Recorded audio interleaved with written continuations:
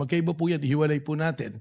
Ito po ang ating investigation dito is an investigation because of the continuing active and serious threat to the President amounting to the effect na yung national security is only being compromised. Pero So hindi doon po po natin yan. tinitingnan.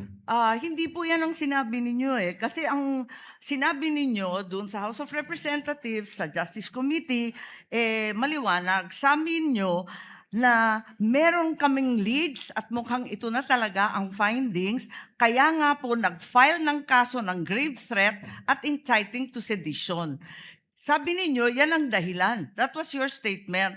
Because if you stand by these words na may finding na talaga, at yun ang dahilan kaya nagpila noong February, as early as February, the date that the NBI filed, the NBI already had findings that VP Sara spoke with an assassin. How come kayo ngayon, sinasabi ninyo na wala naman nung panahon na yon? Ganon din ang sinabi ni Attorney Lotok. So, hindi ko maintindihan ngayon, talaga bang may assassin na na-identify nung Pebrero o wala? Wala pong na-identify noong February. Bakit niyo sinabi Kasi- doon sa House of Representatives na yung dahilan na nagpila ng kaso kasi meron na kayong assassin? That is totally magkaiba po na issue. Again, babalik po ako. Pareho yung issue eh, kasi yun din ang inaalam ng Justice Committee noon eh. At ang liwaliwanag na sabi niyo, yung dahilan na nakapagpila na sila ay dahil natuklasan na yung assassin. Wala po akong sinabi doon na natuklasan. I also mentioned at that time that there are persons of interest. Again, we have to go back po na yung inciting to the Hawak sedition ko and po yung grave threat. transcript kasi. Okay Oo. po, tama naman po yung binabasa Kaya niyo. nga nag-file ng kaso kasi meron na kaming leads. Well, Ang liwanag ng pagkasabi ninyo eh. we are referring, may lead na nga po, ibig sabihin, yung pong grave threat, completed na eh.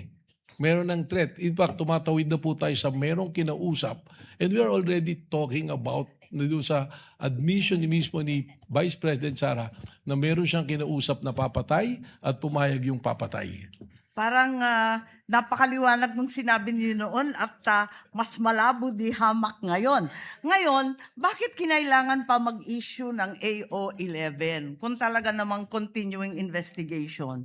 Dahil ba ito sa April 12 yung sinasabi niyong Rage Coalition? Kasama po yan, paulit-ulit ko pong sinasabi na there is a 5 points na tinignan po natin na ginagamit po ng isang social Yes, we're service. aware of that. The sexual, economic, etc. Alam naman natin yon kasi yan din ang gamit ng US, di ba? Tama po. Kaya po, merong ongoing investigation. Sinabi ko na yung threat is serious, continuing, and active, na ito po ay tumatawid na rin to the level of national security. Kung talagang may pattern of violence, doon sa Rage Coalition launching, andun ba si VP Sara? Wala po. Ganun pala eh. As a matter of fact, she wasn't even there. Siya ba nagsalita? Siya ba nagsabi nun? Si Mayor Basti po. Are you implying na may conspiracy kay VP Sara at Mayor Baste to have the president killed? Yan po yung aming tinitingnan. Kanina po, tanong ni Senator Ping Lacson, tinitingnan po natin kung mayroong sabwatan po na nangyayari.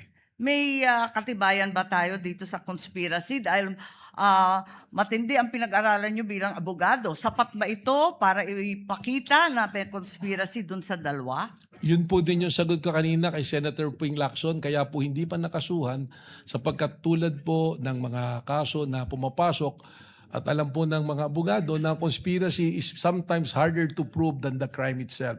That's why we have to make a case build-up para masiguro po natin ng isasampang kaso Sa ay madaling lulusot. sabi, wala pa pong katibayan ng conspiracy. Yun po yung tinitingnan nga nating anggulo kaya Yun nga, tinitingnan ng pero mga sa ebidensya. ngayon, habang tayo ang naglilitis dito, wala pa. Kung meron na po, na-file na po namin yan. Kailangan po lumusot ito under Memorandum Circular number 20 of the Department of Justice. Ngayon, Reasonable certainty of conviction. alam natin yan. Ang sabi ninyo, yung Special Task Force, ano ang gagawin ng Special Task Force kung natumbok na rin yung assassin nung Pebrero pa? O Then, natumbok na ninyo ngayon na nasa ilan na na-interview ninyo? Ano ang gagawin sa mga assassin na to? then kailangan po natin silang imbestigahan at kausapin kung gaano kalawak para malaman po natin kung huminto na ba ang threat sa presidente. Sapagkat alamin natin kung sino po ang makakausap.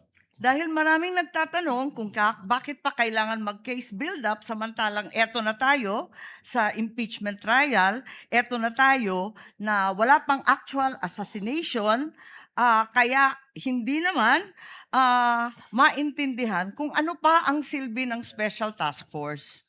Alam po ninyo, yung pong dito sa impeachment, magkaiba po yung requirement eh. Hindi naman po natin kailangan pang ipresenta kung sino yung kinausap na assassin. Ang importante lang po rito ay yung admission mismo ng Vice Presidente na humanap siya ng mamamatay para patayin ng Presidente at iyon ay pumayag.